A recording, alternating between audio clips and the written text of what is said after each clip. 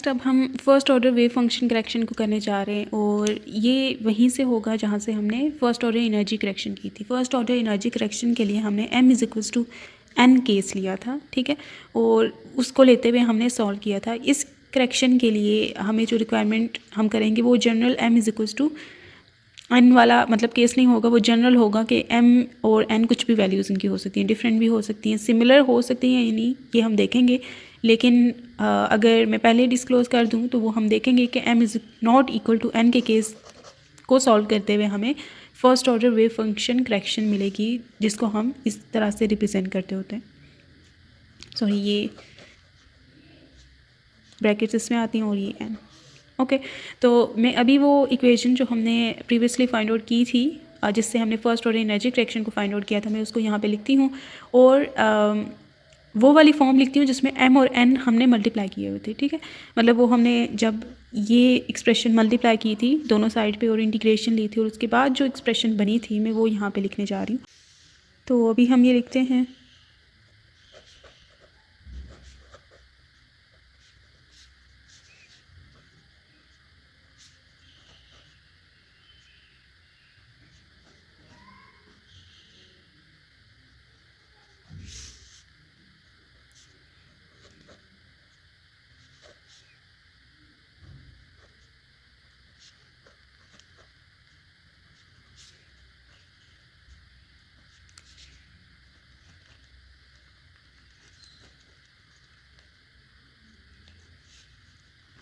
ठीक है। तो ये हम इक्वेशन को देख सकते हैं।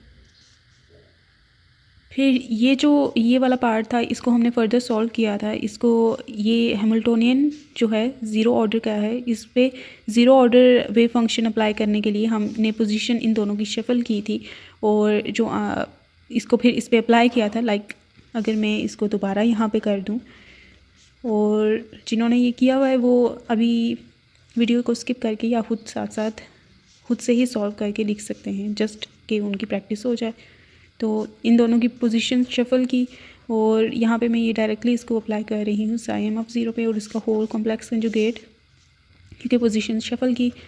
और ये जब इस पे अप्लाई होगा that gives us the zeroth order energy solution और ये एज इट इज़ और इसका होल कॉम्प्लेक्स। अब इनकी पोजीशन अगेन शफल करेंगे, एनर्जी बाहर आ जाएगी because it's a constant quantity. तो ये हमें इसका रिज़ल्ट मिलता है। अब मैं इसको यहाँ पे पुट कर देती हूँ और देखते हैं कि क्या फॉर्म बनती है अगेन।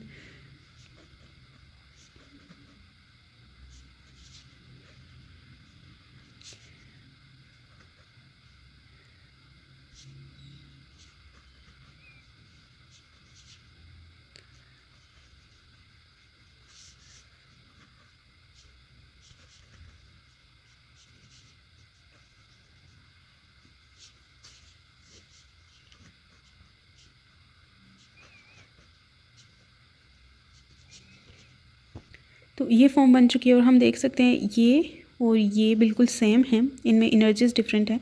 तो इसको कॉमन लेके EM माइनस EN हम कर सकते हैं। और इसके साथ साथ अगर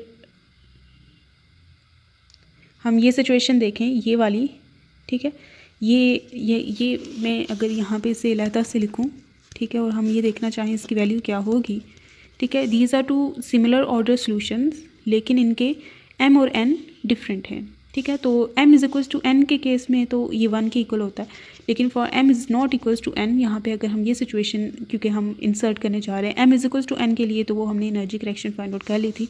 तो m is not equals to n अगर किया जाए तो ये इसी तरह है कि जिस तरह से आपके पास ये जो सॉल्यूशंस आते हैं कि Sai 1 of zero, Sai 2 of zero, ठीक है। जो इनिशियली आप लिखते होते हैं ना कि एक साई फंक्शन है जिसमें अभी सिर्फ हमने ऑर्डर लिखने की वजह से ना ये आपको थोड़ा डिफरेंट लग रहा होगा, लेकिन ये ऐसा ही है जैसे साई एन था। तो ये as a linear combination of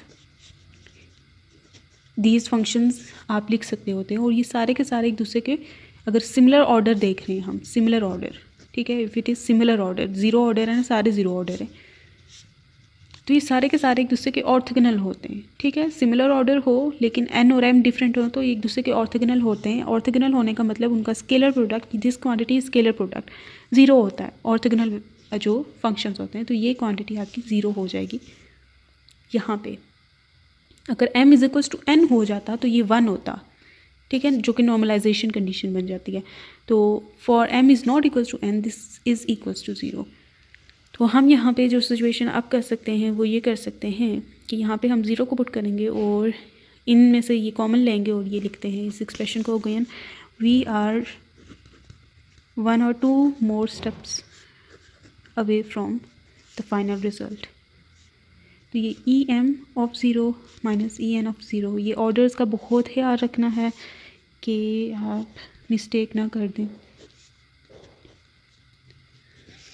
equals zero, ठीक है। तो इसको इधर रहने देते हैं, इसको दूसरी साइड पे ले जाते हैं। तो ये E M of zero minus E N of zero psi M of zero psi ये यहाँ पे 1 आता है कहीं पे, ये 1 है ना, तो ये यहाँ पे भी 1 है। देखा, मैंने अभी ऑर्डर का ख्याल रखने के लिए कहा और यहाँ पे मैंने भी मिस्टेक कर दी। तो ये यहाँ पे इनके साथ जी फर्स्ट ऑर्डर था, इसमें यहाँ पे 1 आता है, ठीक है। आप ये प्रीवियसली देख सकते हैं, ये मैंने बाय मिस्टेक यहाँ पे 1 नहीं यूज़ किया, यहाँ पे ये 1 आता है। यस, और कहीं पे ये मिस्टेक नहीं की मैंने, यहाँ पे ही की है। तो ये यहाँ पे 1 आता है, ठीक है।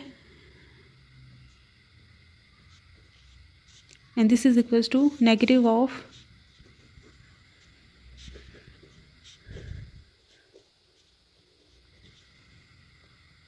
अब इस स्टेप में ये इसे इक्वेशन 1 का नाम देते हैं। तो यहाँ पे हमने साई n ऑफ 1 की वैल्यू फाइंड आउट करनी है और इसके लिए हम इसको एक्सपेंड करेंगे। अगर आपके पास जो ज़ीरो ऑर्डर सोल्यूशन होता है, ज़ीरोथ ऑर्डर सोल्यूशन, वो वेल बिहेव वेव फंक्शंस का होता है, ठीक है। और बाय फोरियर थ्योरम ये कहा जाता है कि they form a complete set, और जो कंप्लीट सेट वेव फंक्शंस बना रहे हों तो उनको यूज़ करते हुए आप दूसरे वेल बिहेव वेव फंक्शंस की सीरीज़ जनरेट कर सकते हैं in terms of these wave functions, ठीक है। तो इस वेव फंक्शन की जो कि वेल बिहेव्ड है बाय अ डेफिनेशन, जो होना भी चाहिए, इसको आप एक्सपेंड कर सकते हैं to series of these wave functions. और वो हम ये करते हैं कि summation M psi summation M, और यहाँ पे A M is a coefficient जिसकी वैल्यू भी हम देखेंगे, times psi of M zero, ठीक है। तो ये साई एम ऑफ ज़ीरो और यहाँ पे सारे एम, और ये जो ए एम है ये coefficient this is given as, इसमें सबसे पहले ये वाले एक्सप्रेशन लिखते होते हैं, ठीक है।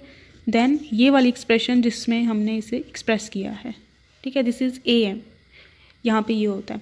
तो ये ए एम की हम यहाँ से वैल्यू फाइंड आउट करेंगे और यहाँ पे इंसर्ट कर देंगे, तो साई एन ऑफ 1 की वैल्यू मिल जाएगी हमें, ठीक है। साई एन ऑफ 1 की वैल्यू हमने ये इस तरह की एक्सपेंशन से फाइंड आउट करनी है, जिसमें ए एम जो है ये है, और ये वैल्यू हम देख सकते हैं ये वाली यहाँ पे भी अकर हो रही है। तो इसको इस साइड पे रहने देंगे, इसको इस साइड पे ले जाएंगे, तो हमें ये ए एम की वैल्यू मिल जाएगी। यहाँ पे ए एम इंसर्ट कर देते हैं और ये क्वांटिटी इधर ले जाते हैं।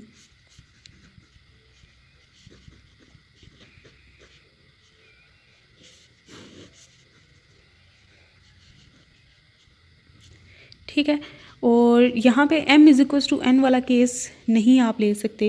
वन मोर रीज़न इज़ कि यहाँ पे अगर आप m is equals to n ले लेंगे तो ये दोनों एनर्जीज इक्वल हो जाएंगी और आपके पास इन्फिनिटी अनडिफाइंड रिजल्ट आ जाएगा। तो ये m is equals to n के अलावा ट्रू है, ठीक है।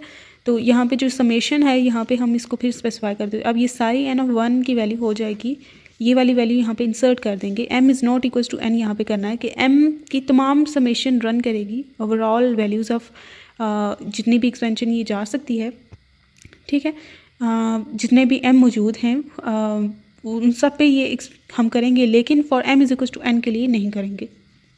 यहाँ पे am की वैल्यू ये पुट करते हैं, नेगेटिव बाय ले आते हैं, और ये psi m of 0 psi n of 0, ये E M of 0 minus E N of 0, और ये साथ में ये साई एम ऑफ 0। तो ये आ चुकी है first order wave function correction, ये ऊपर यहाँ पे आता है ऑर्डर वेव फंक्शन